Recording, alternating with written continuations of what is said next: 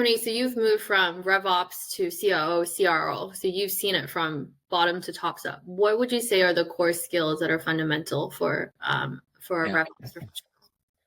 It depends a little bit where you are in your life cycle as a company. If it's your first hire that you're making kind of in that space, I think you will need someone that ticks the most basic boxes of like running the CRM and doing the integration to, I don't know, your HubSpot and doing some simple reporting and so forth on top, right? Kind of those skills you kind of need. And that's also usually the first hire that's being made, kind of a system admin that gets a different title.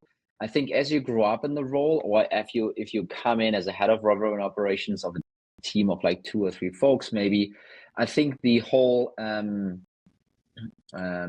working across the different teams and getting stuff done, I think gets increasingly so important, because in many cases the VP marketing, VP sales, VP CS don't talk the same language. Sometimes the CRO and the CFO don't talk the same language. So really your RevOps person, for maybe there was no engineer, investment banking, FP&A person there to help, but kind of those are kind of situations where revenue operations can help translate between all the different businesses, and not only translating, but then also getting shit done, right? So I think this is one of the big difference between FP&A and RevOps, I would say, is that RevOps is not only there to point out issues with the business, but then also, has the responsibility of going and executing against those, right? And then the last thing I would say, and this is then really VP level, if you even ever get to a VP of revenue operations kind of level, is basically also the strategic thing, right? And some folks like Winning by Design, they're talking about it as a revenue architecture background. So really, how can you put together the pieces in your funnel so they work in the best optimal way? And there's some science behind it. I'm not sure science maybe is a little bit too much, but some methodology behind it. If you understand that and then apply it to a business, I think you can be, as a revenue operations person, an extremely valuable asset to the whole company. And from there, kind of, recently I heard the, chief, what is it, go-to-market, COO for go-to-market. So revenue operations, the next step should be COO for go-to-market. I think it's weird, but just for people to think about it. So this is probably kind of how the RevOps function then keep growing up in the organization. Yeah, so it sounds like project management skills, very critical, communication, verbal communication, visual communication, data communication. Those are also quite vital. Okay, very interesting. And what would you say as a RevOps professional progresses in their career? How should they think about, navigating a business? Do you go to a larger business? Do you go to a business that's doing more M&A? There's all these different paths that they can take, but how can they further their skill set?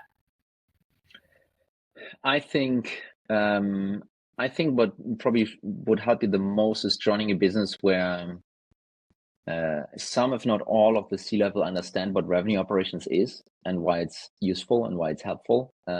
I think that's kind of the start. If you are met with, those are the guys and girls managing the CRM, then that's probably not a good sign for you. To really have a CEO that gets revenue operations, probably a good one. And then, I kind of keep saying this to everyone, every RevOps person that kind of asks me this, kind of what is going to progress the most in their career. It's understanding the revenue engine end-to-end period. It's kind of, I keep saying this again and again and again. And the reason why that is I have set myself in multiple C-level boardrooms and investment rounds, and now kind of as a vendor in some of those conversations. And it's quite shocking actually how little most C-level, and this is across the pond, US and EMEA, Joyce, right? We don't need to do the US's more sophisticated conversation here. How little understanding they have about, how the revenue engine actually works and kind of hangs together. And if you as a revenue operations professional are that person and suddenly are the go-to for those tough conversations that like, hey, why don't we slash this thing over there? Well, that would mean in 3 months from now, those 5 people don't have anything to do anymore. And kind of creating those connections that people are sometimes lacking, that can enhance your career quite a lot. How many boards and investors understand what RevOps actually does and is part of the hiring process? Boards and investors part of the hiring process, I would say 0. I haven't seen that actually. Kind of, that's not usually a role that's being discussed on that level. I think it's a role that's being requested, but if that's per definition then part of the hiring process, then maybe that's what it is, but not in terms of an interview capacity or something like that. That's your question, Joyce. Yeah, I mean, should they be part of the decision-making process for that role?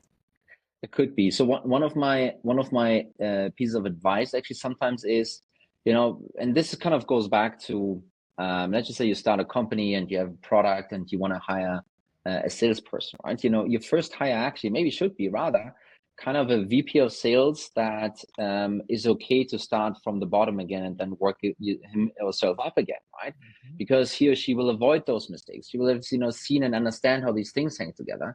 Well, the same logic probably applies to a lot of roles, but the same logic also applies to revenue operations, right? If you hire that person late, and everyone always hires that person late, what's going to happen in the first year? It's going to be a janitorial role. It's like cleaning stuff up, even getting ready, right? And if you're really in this position of 5 million, 10 million, and then wanting to double again, you kind of need to jump from an artisanal shop to a factory, right? And kind of making that jump. Revenue operations is part of that. If their hands are tied because they need to do very kind of simple stuff in the CRM first for a year, then that's gonna just create a timing issue, right? If you have a super senior profile in there earlier, I think they might be helping you to spot some of those mistakes and remove those roadblocks early on to kind of make sure you scale in the right direction. If you hire a VP level RevOps, should the board be involved in a sub $10 million business? Maybe. Hiring a VP at that point, maybe the board should be involved in that.